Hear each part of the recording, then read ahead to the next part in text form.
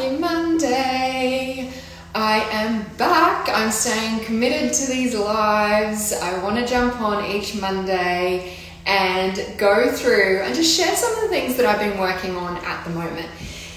Now, I have been talking a lot to both my team, my clinical team, my mentees, which are both clinical and educators, and also in my kindy offerings around how we measure all key areas of development through motor. So I've talked a little bit about how we can measure progress and how important it is to measure progress. And what I really want to focus on is looking at how we can do it in both a one-on-one session, so therapy-based session, but also in a group environment. And I think what is really good with looking about it in a group environment is that it's going to enable people that work in groups, like myself, that goes into kindergartens. We can measure progress, but also, and kindy teachers can do it, but also it means that we look at really simple strategies to measure progress. So yes, there's standardized testing. So I also say, and I've just done a module for this in my courses, in my child development and pediatric programming course and my Knowledge Corner course. So if you are my course members, please log on. You'll find an assessment and strategies extra module in each key area of development. But what I talk about is the use for standardized testing, but also really simple testing where we can measure progress week by week. It's fun, engaging, and short so that kids don't, I guess repel it. But also I think the really important thing to remember is we want to be collaborating with, if we're health professionals, we want to be collaborating with other health professionals that maybe have already done the standardized assessments, meaning that we don't need to repeat that. So I think that that's really important, firstly. Secondly, I think we get really stuck on normative data. We want to know what the normative data is because I feel like that's our clinical background as allied health professionals. But maybe controversial, if we're working with complex kiddos, does normative data even matter? If they're not typically developing, does normative data actually matter? Probably not. You will have the standardized assessments for them being diagnosed by pediatricians, OTs, physios, speech pathologists, and the rest. In terms of gross motor, your OTs will do it, your physios will do it, pediatricians? I don't know. Anyway, I think we need to understand who's done the standardized assessments to get the data. Do we need to keep doing those? I don't think so. I think we can do really simple assessments, and I think it's about measuring progress for that specific child, not necessarily against normative data. I think knowing the normative data is really important, and I'm just doing final touches on that into my course, so different age groups, and I think having a mix of assessments with normative data and also ones that don't have normative data. So we've got more observational, more subjective measures there. So how can we measure motor skills, both gross and fine motor skills for different age groups, with keeping all of that in mind? So there's a bunch of assessments that we can be doing. There's those standardized assessments, which I'm not going to go through. I've got those resources in my courses, so you can look at those and you go through. And what I actually find really, really helpful, which I just did in these bonus modules, was I went through those standardized assessments and I looked at, because it's got all the different ages or age brackets, and it's got the different questions. So it kind of tells us so I looked at ages and stages assessment, for example, and it tells us for a 5-year-old, and it goes through asking all of these questions because that's kind of what a 5-year-old should be doing. So you kind of tick and you go, yes. I think there's 3. It's either no, sometimes, always achieving, something like that. Don't quote me on that. But it was really helpful, and I think it's helpful for us to look and understand what are in those assessments, and maybe just pulling out a couple of those that can be our objective measures. Now, this is really, really important when it comes to reporting. So we need to be able to clinically justify what we're doing in our sessions, our intervention, how a child is progressing, and be able to communicate that in our reports to parents and so on. So this is why it's really, really important. So what we do at Kids Heart Pilates is we've got our pre-assessment checklist and protocol. You can download that off my website, totally free. I am just about to put a whole lot of other resources on there for you, but for now you can download the pre and post assessment checklist and protocols. So that's our first step, is that pre-assessment checklist and protocol, which is really important because it's setting up our initial assessment for success. Then and then we go through and we do a mixture of observational assessments through to quantitative assessments, where yes, we do have some normative data in there, but I think you probably use that at the start, and then it's about progressing compared to the initial assessment and really focusing on that. So what I did with my team was, okay, we can't find a core assessment, like a formal core assessment for children. I've been looking through and through and I can't find one.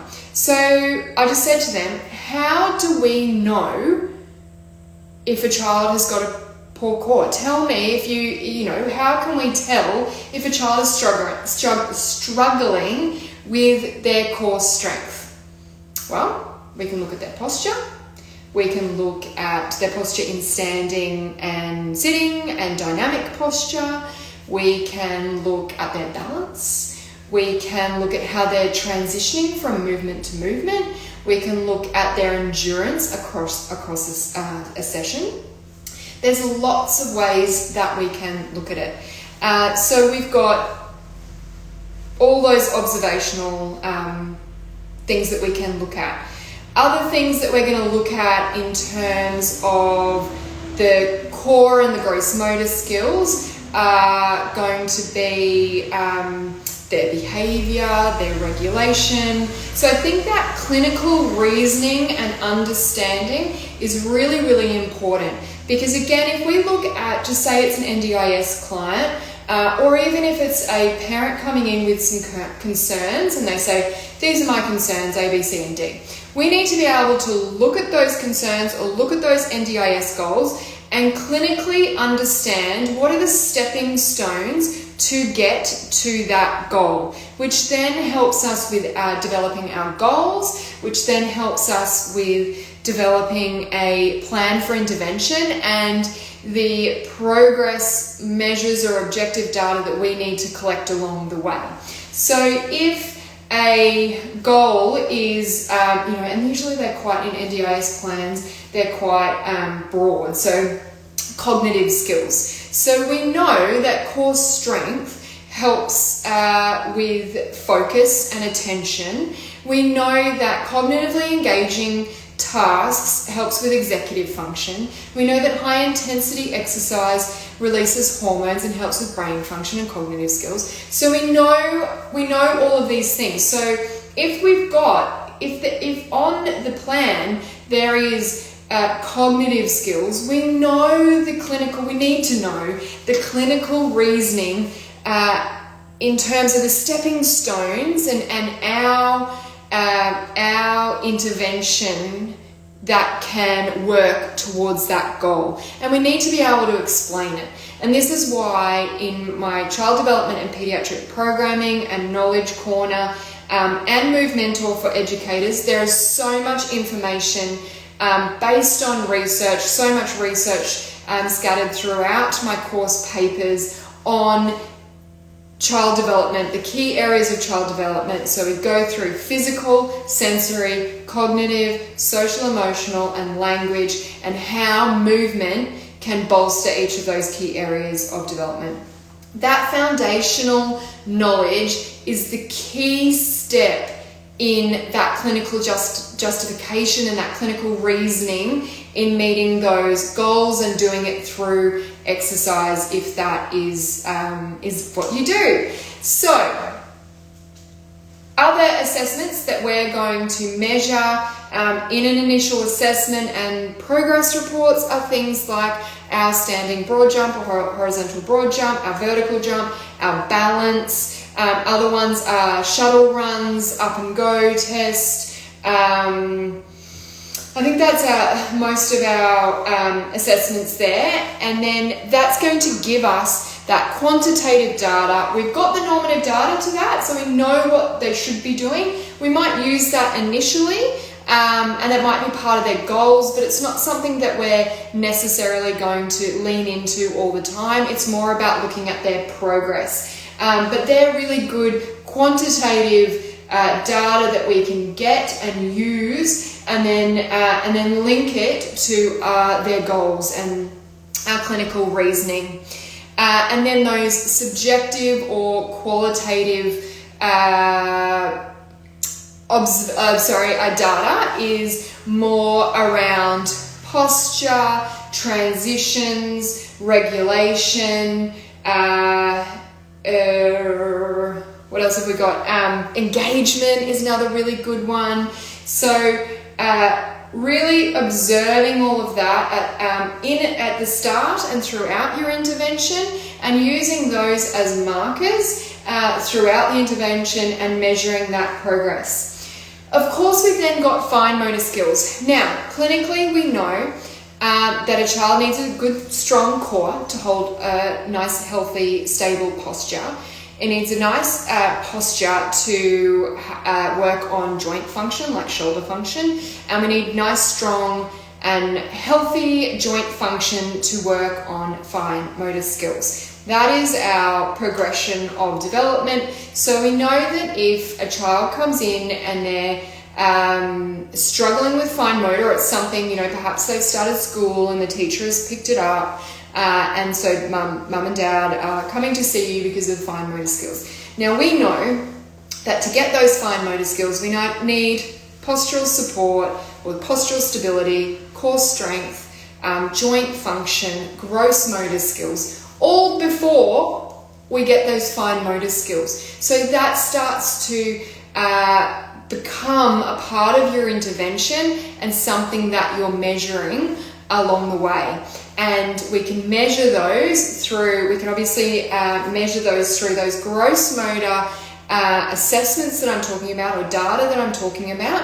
And then we can track that through their fine motor as well. So how are they holding their pen? Can they do up their buttons? How are they with mealtime and feeding themselves? Can they write their name? Can they copy shapes? Can they use scissors? So these are all fine motor skills. So we know that if they're struggling with those, we need to go back, work on those gross motor skills. Even before that, we need to work on our core strength and postural stability. So that is a little bit for this week on how we're measuring gross motor skill development and how we can do that as we go. Now, I have just done a new bonus module for this in my child development and pediatric programming course and my Knowledge Corner course. So they are loaded in there, videos are in there, and I have got how we measure through movement on motor skills, sensory skills, cognitive skills, social, emotional, and language, and then strategies that we can implement for each of those areas with movement as well. All right, I will see you guys next Monday. Thanks for joining me. Bye.